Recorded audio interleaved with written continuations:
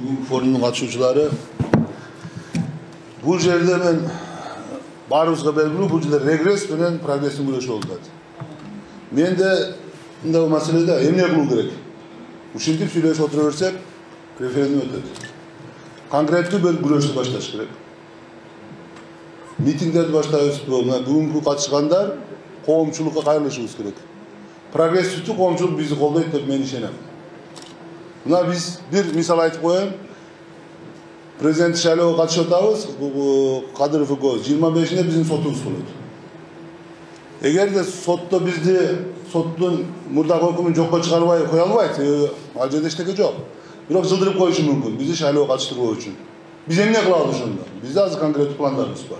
Мисалы мен айтып атам да, биз 25 күнү биздин сотту жылдырып койсо, ачык болсо, бизди президент катыштырбаган. Анда биз ошо күнү кургак ачкачылык баштайбыз. Бул биздин тажрыйбабызда бар. Түрмөдө биз Сегизбаевге каршы 17 күн кургак ачкачылык жасаганбыз. Же 3 күндөн кийин киши кулайды экен, анан бизди баягы витамин берип баштаган. Биз бул жолу 3 күндө витамин алуудан баштатабыз. Эки эле талап болот. Биздин соттун адилеттүүлүгү орнош керек, биз шайлоого катышыбыз керек. Экинчиси, эгер биз катышпасак, анда Садыр Жапаров да катышпаш керек. Себеби Садыр Жапаровдун кылмышында бул кылмыш совершенно преступление, кылмыш болгон. Заложник алган, бир туугандары катышкан, бир тууган жээндери катышкан ал кылмышка. Себеби бир тууган жээни менен мен 3 ай бир камерада жаткан. Ал моюнга алган. Садырдын агасы командовать эткен, иниси командовать эткен. А Садырдын өзүнүн канчалык катышы бар экенин далилдеди, далилдебадыбы тергөө билбейм. Биздики боюнча бизде кылмыш жок. Кылмыш жасалган эмес. Биздин сүйлөшүп чай ичип отурганыбыз тартып алып эле булар кылмышка даярданды деп бизди камады. Ошондуктан бизде талап экөө болот. Биз да катышыбыз керек, же Садыр да катышпаш керек. Biz bunu kurgak açıkçılık jarıyalayız. Men ойлойм, прогрессивдүү коомчулук бизди колдойт деп. Экинчиден, bu конституция боюнча убакыт тездик менен өтүп атат.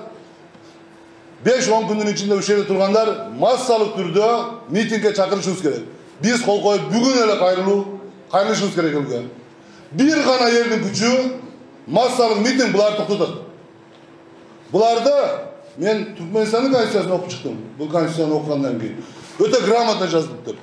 Эми диктатураны мындай аябай жакшына көрсөтүш керек да. Жакшына жазыш керек да. Туурабы? Анан булар менен күрөш керек. Роза Сакман айтат, бизге таянбайбы, сизге таянбайт. Сизге таяныш үчүн акыл эс болуш керек. Аң сезим болуш керек, интеллектуал болуш керек алар. Алар кара өзгөлөргө, фашист элементтерге таянат. Алар кылмышкерлерге таянат. Бүгүн мына кылмышкерлер, терин тескерисинен дегендер, зордук, зомбулукка таянат булар. Буларга биз күч көрсөтүшүбүз керек. Күч көрсөткөндөн кийин биз буларды токтотабыз. Рахмат.